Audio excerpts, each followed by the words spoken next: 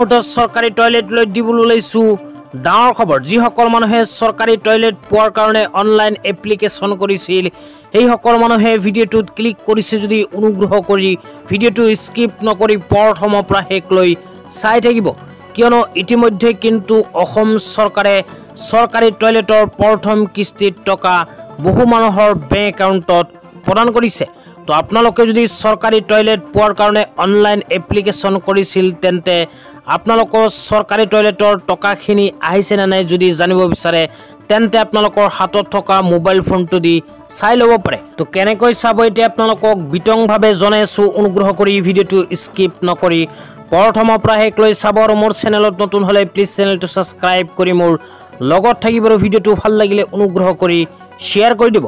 তো ইয়াৰ কাৰণে আমি অফিচিয়েল ৱেবছাইটটো অপেন কৰি মোৰ আইডিটো লগ ইন কৰিছোঁ। আপোনালোকে কেনেকৈ কৰিব ভিডিঅ'টোৰ মাজত জনাই দিম, অনুগ্ৰহ কৰি চাই থাকক।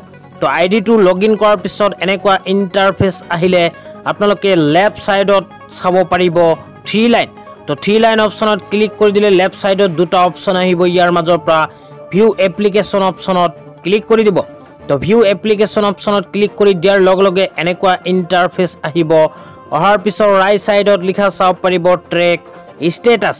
তো ট্ৰেক ষ্টেটাছ যে লিখা আছে এই অপশ্যনটোত ক্লিক কৰি দিব। ক্লিক কৰি দিয়াৰ লগে লগে আপোনালোকৰ সম্পূৰ্ণ ডিটেইলছখিনি আহি যাব। অহাৰ পিছত ইয়াতে আপোনালোকে কেইখনমান ঘৰ চাব পাৰিব অৰেঞ্জ কালাৰত। তো ইয়াতে আপোনালোকে গোটেইকেইটা ঘৰ যদি অৰেঞ্জ কালাৰত চাব পাৰে তেন্তে ইতিমধ্যে কিন্তু চৰকাৰী টয়লেটৰ সম্পূৰ্ণ টকা আপোনালোকে লাভ কৰিছে। কিন্তু ইয়াতে এটা বা দুটা ঘৰ যদি অৰেঞ্জ কালাৰৰ হৈছে তেন্তে এতিয়ালৈকে আপোনালোকৰ চৰকাৰী টয়লেটৰ টকা সোমোৱা নাই। হয়তো অতি সোনকালে লাভ কৰিব চৰকাৰী টয়লেটৰ প্ৰথম কিস্তিৰ ৯,০০০কৈ টকা।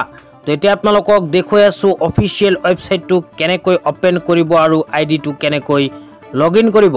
ইয়াৰ কাৰণে নিজৰ মোবাইলৰ ক্ৰম ব্ৰাউজাৰটো অপেন কৰি চাৰ্চ বাৰত sbm.gov.in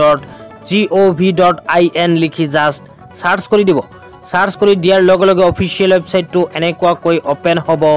অপেন হোৱাৰ পিছত স্ক্ৰল ডাউন কৰি অকণমান তলত আহিলে ইয়াতে কেইটামান অপশ্যন চাব পাৰিব। ইয়াৰ মাজৰ পৰা দ্বিতীয় নম্বৰ যিটো অপশ্যন আছে এপ্লিকেশ্যন ফৰ্ম ফৰ IHHL যে লিখা আছে এই অপশ্যনটোত ক্লিক কৰি দিব।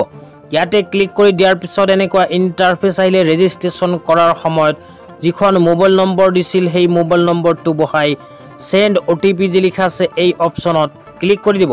ক্লিক কৰি দিয়াৰ লগে লগে আপোনালোকৰ মোবাইল নম্বৰত এখন OTP আহিব। OTPটো অহাৰ পিছত এণ্টাৰ OTPৰ ঘৰত OTPটো বহাব আৰু তলৰ কেপচাকেইটা কেপচাৰ ঘৰত বহাই চাইন ইন অপশ্যনত ক্লিক কৰি দিব। তো চাইন ইন অপশ্যনত যেতিয়াই ক্লিক কৰি দিব, ক্লিক কৰি দিয়াৰ লগে লগে আপোনালোকৰ আইডিটো লগ ইন হৈ যাব।